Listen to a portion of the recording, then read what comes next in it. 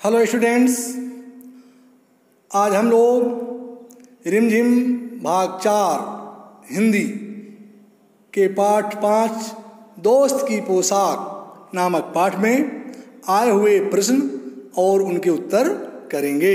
तो आइए बच्चों देखते हैं। सबसे पहले प्रश्न 1। नसीरुद्दीन और जमाल साहब बन ठन कर घूमने के लिए निकले। का तुम बन ठन कर कहाँ कहाँ जाते हो? उत्तर का मैं बन ठन कर किसी पार्टी में, विवाह में, रिश्तेदारों के घर और बाजार घूमने जाता हूँ। क्वेश्चन ख तुम किस किस तरह से बनते ठनते हो? उत्तर मैं स्नान करके नए कपड़े पहनता हूँ, बालों में कंघी करता हूँ, जूते पॉलिश करके ही पहनता हूँ, हाथ में घड़ी बांधता हूँ। इस प्रकार से मैं बनता ठनता हूँ। प्रश्न 1 का तीसरे मकान से बाहर निकलकर जमाल साहब ने नसीरुद्दीन से क्या कहा होगा? बच्चों इसका उत्तर होगा जमाल साहब ने अचकन के बारे में कोई भी बात करने के लिए मना किया होगा। उन्होंने कहा होगा तुमने उसका जिक्र क्यों किया? तुम्हारी बात से उन्हें पता चल गया होगा कि जरूर कोई न कोई राज है। ख जमाल साहब अपने मामूली से कपड़ों में घूमने क्यों नहीं जाना चाहते होंगे? उत्तर ख जमाल साहब को लगता होगा कि यदि वे किसी मामूली से कपड़ों में घूमेंगे तो लोग उन्हें गरीब समझेंगे। लोग उनके बारे में ये भी सोचेंगे कि गरीब आदमी है, इसलिए इसके पास अच्छे कपड़े नहीं हैं। ऐसा भी हो सकता है कि लोग उन्हें नसीरुद्दीन का नौकर ही न समझ लें। अतः जमाल साहब अपने मामूली से कपड़ों में घूमने नहीं जाना चाहते होंगे। ग नसीरुद्दीन अपनी अचकन के बारे में हमेशा क्यों बताते होंगे?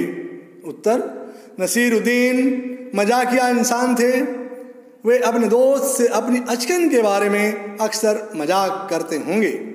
वह दोस्त को ये समझाना चाहते होंगे कि आदमी अपनी पोशाक से नहीं, अपने गुणों से पहचाना जाता है।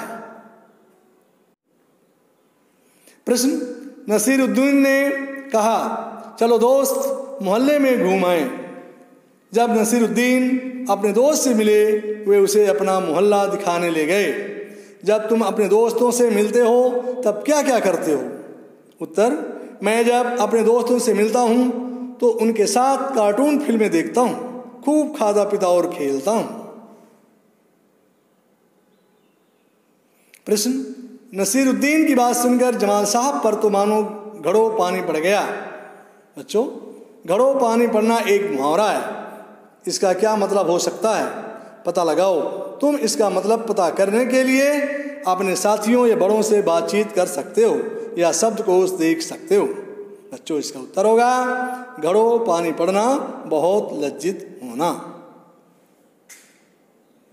प्रश्न इन शब्दों को बोलकर देखो। ये मिलती जुलती आवाज वाले शब्द हैं। जरा से अंतर से भी शब्द का अर्थ बदल जाता है। नीचे इसी तरह के कुछ शब्दों के जोड़े दिए गए हैं। इन सब के अर्थ अलग अलग हैं। इन शब्दों का वाक्यों में प्रयोग करो। घड़ा गढ़ा, घूम झूम, राज राज, फन फन, सजा सजा, खोल खौल। आइए देखते हैं। घड़ा घड़ा कुम्हार घड़ा बनाता है। दूसरा घड़ा का होगा सुनार ने हार गढ़ा। तो ये हो गया बच्चों, एक ही सेम साउंड टाइप के हैं।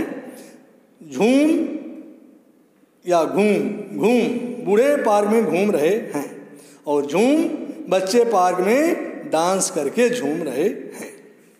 राज भारत में अंग्रेजों का राज रहा है। राज घर के राज कहीं नहीं बताने चाहिए। फन, फन जोकर अपने फन में माहिर होता है। फन, हमले से पूर्व सांप अपना फन उठाता है। सजा, दीपावली में सारा शहर सजा होता है और दूसरे सजा का मतलब होगा सजा, चोरी करने पर सजा हो जाती है। खोल और खौल, दुकानदार ने दुकान खोल दी। खौल, गुस्से के कारण रमन का खून खौल गया।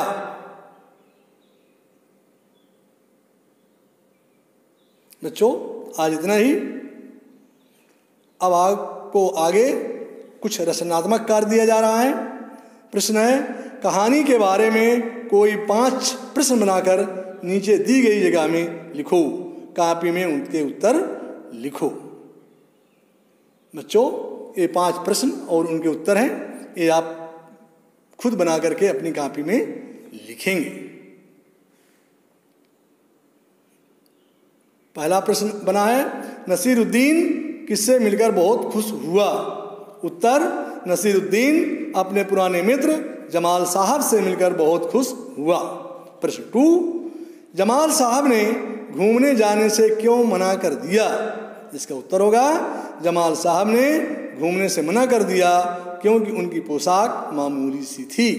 3, नसीरुद्दीन ने अपने पड़ोसी को जमाल साहब की पोशाक के बारे में क्या बताया। उत्तर, नसीरुद्दीन ने अपने पड़ोसी से कहा कि जमाल साहब ने मेरी अचकन पहन रखी है। 4, नसीरुद्दीन ने हुसैन साहब से क्या कहा। उत्तर, नसीरुद्दीन ने हुसैन साहब से कहा, जमाल साहब मेरे पुराने मित्र हैं, उन्होंने जो अचकन पहनी है वो उनकी अपनी है। प्रश्न 5, जमाल साहब ने नसीरुद्दीन को क्या समझाया था। बच्चों उत्तर होगा, जमाल साहब ने नसीरुद्दीन को समझाया था कि पोशाक के बारे में कुछ ना कहना ही अच्छा है या अच्छा होगा। बच्चों इस प्रकार से आपके रचनात्मक कार्य पूरे हो गए। आज इतना ही। आप सभी को बहुत बहुत धन्यवाद।